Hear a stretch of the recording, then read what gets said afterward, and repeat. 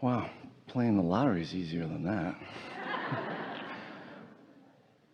This isn't anything I haven't... Except you knew it was you, and we knew it was you, and what the others thought, they were just all confusing it.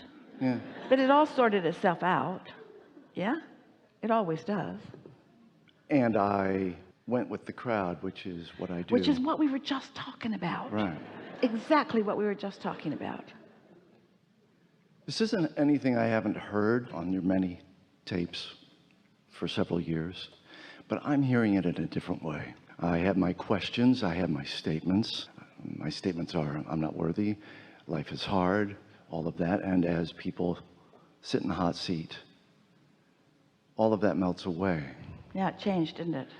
It changed, yeah. And I've started doing something different. I've got some time off now, and I'm working out every day, and I'm on the elliptical and reading The Vortex. It's the first time I've read you, although we've had the book for a long time.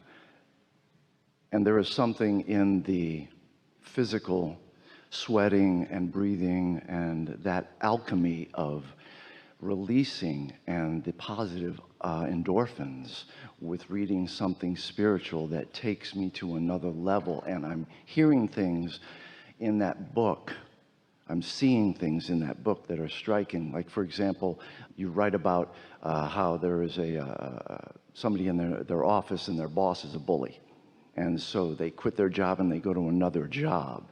But and of course you write, no matter where you go, there you are. And what struck me about that was you said that the energy of them moving to another job or a state or an apartment is less than the energy of their vibration. Their vibration energy is stronger than the physical moving away. Well, we are always speaking about the leverage of power in alignment. And when someone is unhappy where they are and they identify the reasons that they are unhappy, and then they move to another place thinking that they will be happy, they never are, because they didn't accomplish the vibrational shift before they began to take action. So of course the next environment has to produce for them the same results because they didn't shift at the core. Yeah, that really struck me in a very powerful way. I've been dealing with a couple of beliefs, but what I do is I've been pivoting. I have the belief of I am not worthy, and so then I shift to, I have a line and I have that little sentence, and then I shift over to I am worthy. Life is hard. No, life is easy. And I shift over in those moments, and I've been finding specifically that I can't have it is an underlying, it's a stream under the street that's been running my life for a long time. When we say to you that words don't teach, that it's only life experience that teaches, we really mean that. So let's say that for whatever reason, maybe through environmental influences, doesn't matter, but you came to believe that you can't have it, whatever it is, and you didn't get it. So you noticed the correlation. You believed you couldn't have it, and you didn't get it, and you didn't get it, so you believed you couldn't have it, and one feeds the other. But what you take away from it is it's a belief. This belief is true because my life proves that it is true. But what this conversation helps you to understand, Esther said when she first met us and realized that we had knowledge on just about anything that they could ask about.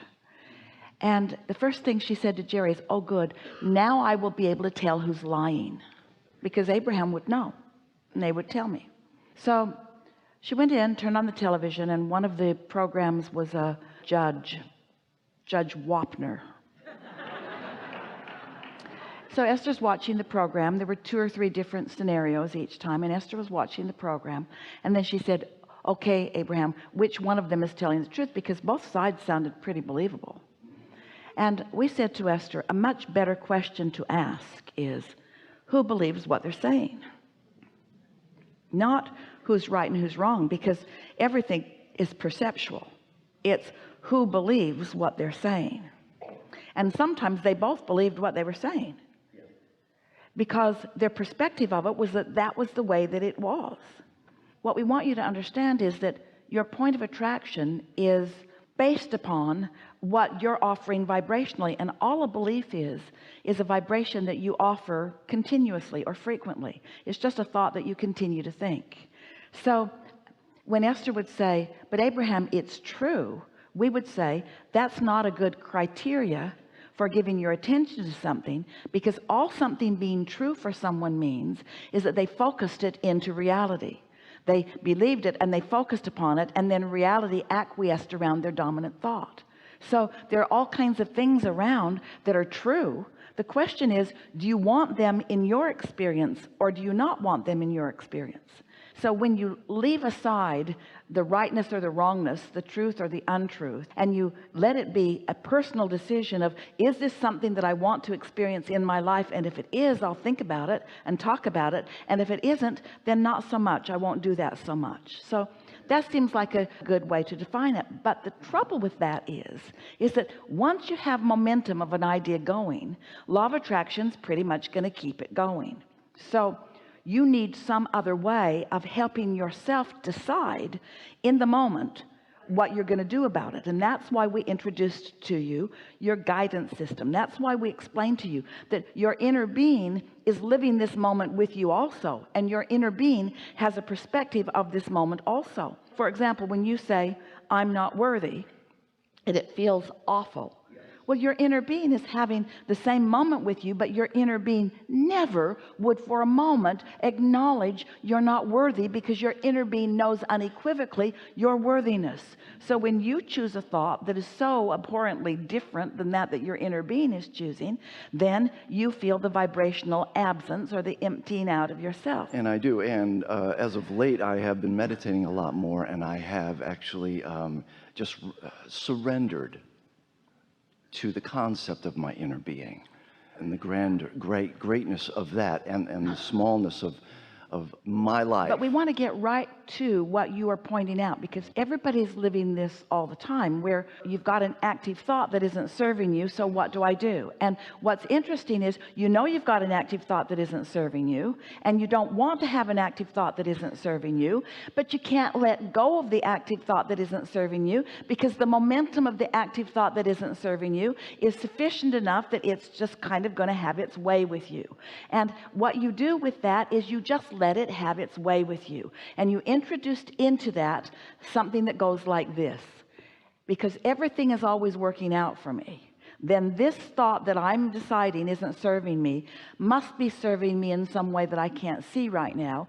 At a minimum, I know what I don't want, which I know what I do want. Real small, easy steps like that, not trying to get yourself to stop thinking that thought, because when you decide you're not going to think that thought, you're going to think that thought, because you've shined a light on it, and you're just going to think that thought. This is when we like to come back to the basic conversation that when you're feeling negative emotion, or know that you're thinking a thought that you don't want to think, and therefore you have added clarity to the mix, and you now more clearly are defining what you do want, now your inner being is going to offer up more to you of what you do want, maybe even specifically on that subject, which is going to give you more active, conscious opportunities to choose between what you used to think and what you now think, or what you humanly think and what you non-physically think about the same subject. This is the conversation that we used to have with people all day, every day in the hot seat. But really, it is so long and slow and boring. Bridging beliefs takes a lot of time. There is an easier way, and the easier way is understanding that you've asked for it and it's already there, and if you'll chill and stop your mind from thinking every single moment, that your vibration will rise, and what your inner being thinks about that will begin to occur to you. That is the fastest way to change it. That has been happening a lot more because I have been meditating and getting into that higher vibration of meditation. So what's the conversation that you want to have with us? In other words, what brings you here? We don't mean here, we mean to this moment in time, because we know you had some things you thought you might want to think about that have evolved during the day. So where are you now on this subject? People talk about affirmations all the time, and we say, don't affirm unless you know you're in alignment. because what you affirm is a strong statement that the universe is going to respond to. So what do you now want to affirm to the universe? What do you now know about this subject that we have been chewing over just now? That I am worthy of all my good, that I am strong and vibrant and intelligent, that I deserve all the good things that I think about. And I think about a lot of good things every day, every moment of every day. Do you believe him? Yeah. Yeah. Yeah. Well, and I want to say thank you for the mechanics of that, specific thought pivot. So the mechanics were simpler than it looked, but we just want to explain what the mechanics are so that you can apply them yourself anytime you want. The mechanics were, we went general. We went back to the very beginning. Who you are, here and here, law of attraction, responding to everything. You ask, you put it over there, you chill, you line up. We just went back to the very basics of it. And because the basics resonate with you, in the resonating, the question that you sat down with went away because it no longer applied, because you went back to things that you do know. And that's the process. When I was young, we were on a camp out, and we went on a hike, and it was up a hill through the forest, and the older Boy Scouts, Charlie Haight, was like 16 years old, and when I was 9, and there was a bunch of us, and we were struggling up the hill in the Missouri heat with the humidity, and there were trees everywhere. And he went up to the ridge, and he came back down, and I can never forget it. He says, "Come on, guys, it's right up here. You can do it. Come on, it's just up here." And I think that my inner self is that Precisely. at the leading edge. That's saying, a perfect analogy. you can, Yeah.